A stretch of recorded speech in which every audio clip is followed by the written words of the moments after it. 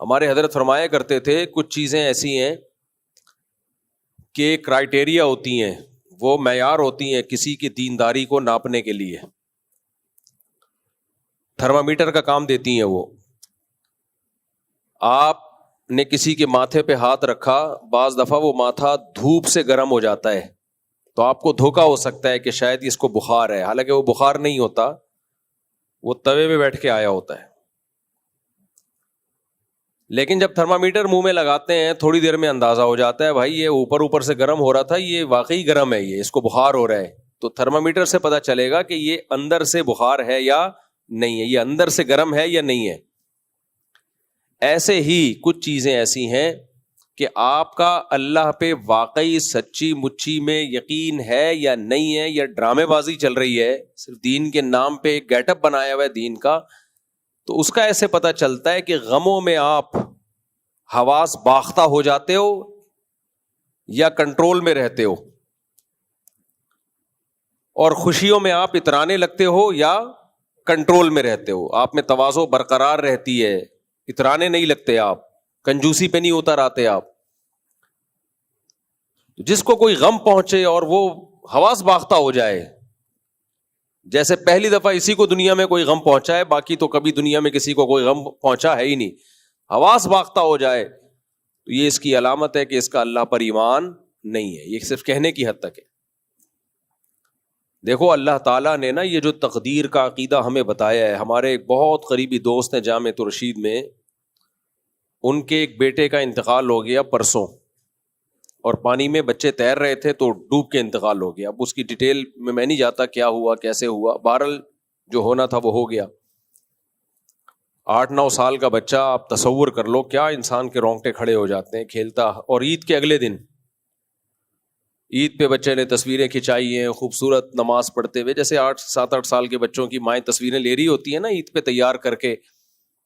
تو بچہ بھی ماشاءاللہ بڑا خوبصورت نماز پڑھتے ہوئے اور دعائیں مانگتے ہوئے، اس کی ماں نے تصویریں لی ہوئی ہیں، باپ نے لی ہوئی ہیں، اور اگلے دن یہ حادثہ ہو جاتا ہے، بچوں کے ساتھ کزنوں کے ساتھ کھیلتے ہوئے ڈوب کے انتقال ہو جاتا ہے. اور وہ انتقال بھی گورنمنٹ کی غفلت، کیونکہ وہاں قریب میں پانی کھڑا ہوا ہے. کئی دفعہ حکومت کو کمپلین بھی کی ہے احسان آباد میں، یہ پانی کھڑا ہوا ہے، اس میں بچے تیسری موت ہوئی ہے ایک بچے کی ہے، پہلے 2 بچے اس میں مر چکے ہیں. اور وہ پانی اتنا زیادہ ہے کہ وہ عوام کے بس کا نہیں ہے.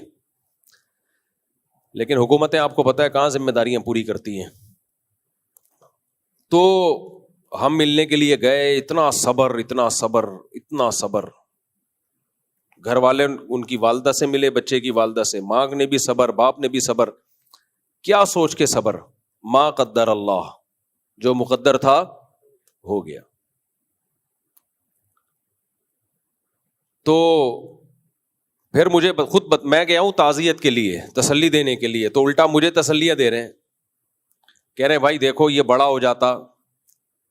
ہو جاتا پتہ نہیں فرما بردار نکلتا یا نافرمان، جنتی ہوتا یا جہنمی، ہمیں کیا پتا. ابھی تو نابالغ بچہ ہے جس کے بارے میں کیا ہے بھائی، جنتی. مسلمان کے بچے کہاں جاتے ہیں؟ نابالغ بچے کا تو کوئی گناہ نہیں ہوتا نا. پھر کہنے لگے کہ ہمیں اس کی موت کا فوراً پتہ چل گیا، اگر گم ہو جاتا کتنے سال ہم روتے رہتے انتظار میں، گیا کہاں. اب کوئی عام آدمی بیٹھا ہو نا تو وہ ان کو بے وقوف کہنا شروع کر دے کہ یار دیکھو بچے کی موت ہوئی ہے اور کیسی الٹی باتیں کر رہے ہیں یہ. اچھا پھر کہنے لگے تیسری بات ہی، اگر بیمار ہوتا ہمارا علاج پہ معلوم نہیں کتنا خرچہ ہو جاتا، طویل عرصے بیمار ہو کے موت واقع ہوتی تو ہم کتنا، ہماری جائیدادیں ختم ہو جاتی اور کتنا وقت صرف ہو جاتا. تو موت بھی اچانک واقع ہو گئی، اس بیماری کے ٹینشنوں سے بھی اللہ نے بچا لیا. اور بچہ ضائع تو ہوتا نہیں ہے مسلمان کا. حدیث میں کیا ہے بھائی، یہ بچے آخرت میں ذخیرہ ہیں. نبی صلی اللہ علیہ وسلم نے کیا دعا سکھائی ہے جنازے میں بچوں کے لیے، اللہم اجعلہ لنا اجرا و ذخرا، اللہم اجعلہ لنا شافعا و مشفعا، کہ اللہ اس کو ہمارے لیے ذخیرہ آخرت بنا، اس کو ہمارا سفارشی بنا، اور اس کی سفارش ہمارے حق میں قبول بھی کر لینا.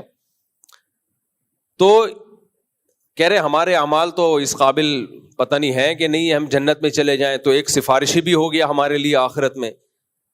میں یہ سوچ رہا تھا کہ اگر کوئی لبرل سیکولر آدمی بیٹھا ہو نا تو وہ کہے گا یہ پرلے درجے کے بے وقوف ہیں، یہ دیکھو کیسی باتیں کر رہے ہیں.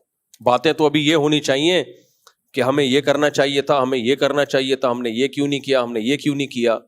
اور یہ باتیں کیا کر رہے ہیں؟ یعنی یہ گویا خوش ہو رہے ہیں کہ بالکل صحیح ہو گیا کہ مر گیا، اچھا ہی ہو گیا کہ مر گیا. حالانکہ ایسا نہیں ہے بھائی، چونکہ وہ عالم تھے، ان کو پتہ ہے کہ شریعت نے کس موقع پہ ہمیں کیا ہدایات دی ہیں. مرنے سے پہلے بچاؤ کی ساری تدبیریں اختیار کرو. اسی طرح کسی حادثے سے کوئی مر گیا، آئندہ کے لیے احتیاط کرو کہ بھائی دوبارہ کوئی ایسا حادثہ نہیں ہونا چاہیے. یہ سارے کام کرو. لیکن جو کام ہو گیا ہے اس میں اسلام کیا کہتا ہے؟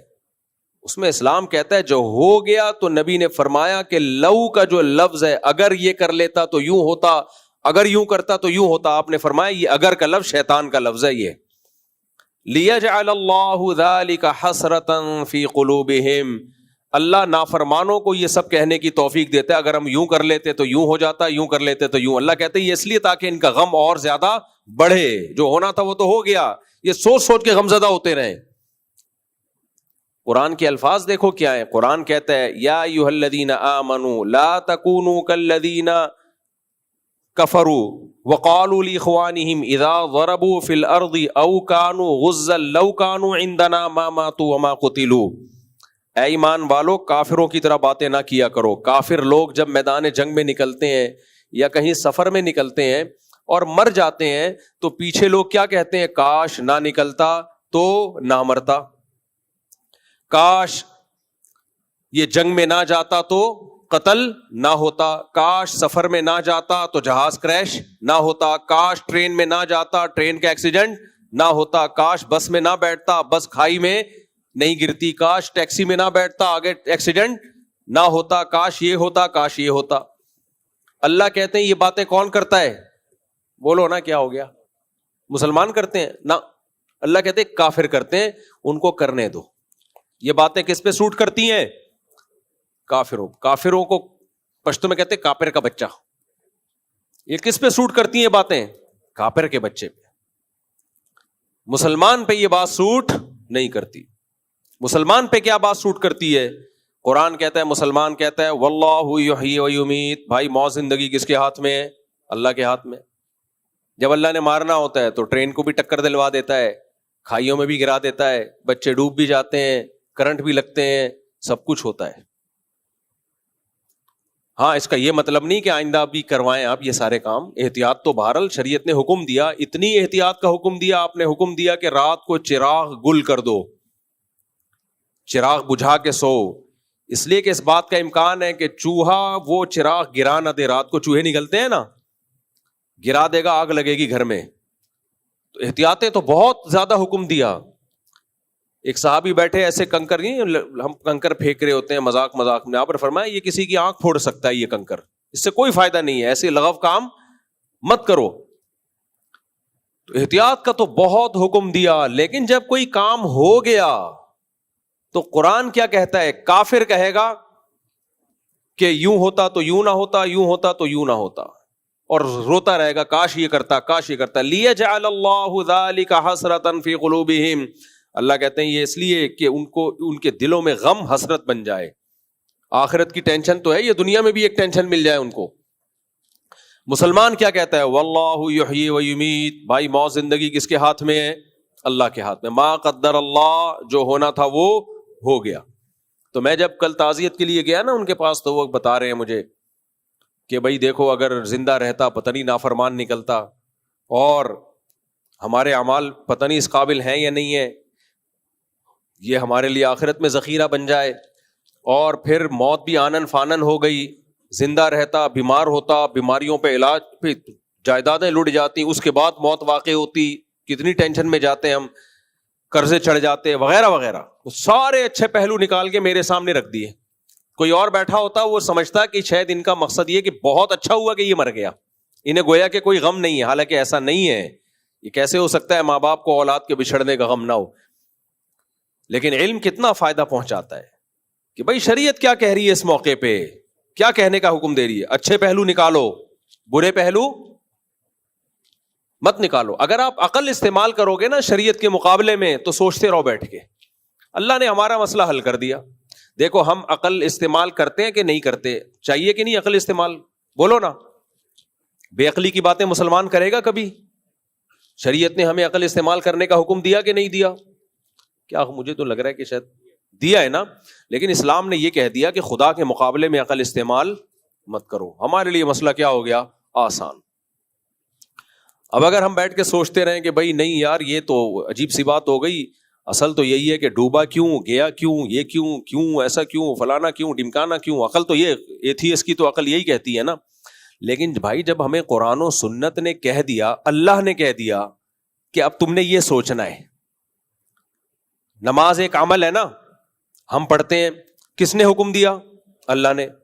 تو اب یہاں عقل استعمال کرنا جائز ہے کہ میں نہیں پڑھوں گا, ایکچولی اس سے ٹائم معاذ اللہ ضائع ہوتا ہے, یہ ہوتا ہے, وہ ہوتا ہے. نا بھائی اللہ نے کہہ دیا فرض ہے. رمضان کے ابھی ہم نے چند دن پہلے روزے رکھے, ایک مہینہ. یہ ڈاکٹروں کے کہنے پہ رکھے ہیں, اللہ کے کہنے پہ رکھے ہیں؟ اللہ کے کہنے پہ رکھے ہیں. تو اللہ نے کہا کر رکھو, اب ہمارے پاس آپشن ہی نہیں ہے نہیں رکھنے کا. تو اسی طرح اللہ نے غم میں ہمیں کہہ دیا کہ کیا سوچنا ہے اور کیا نہیں سوچنا. تو اب ہمارے پاس آپشن ختم ہو گیا, ٹھیک ہے نا.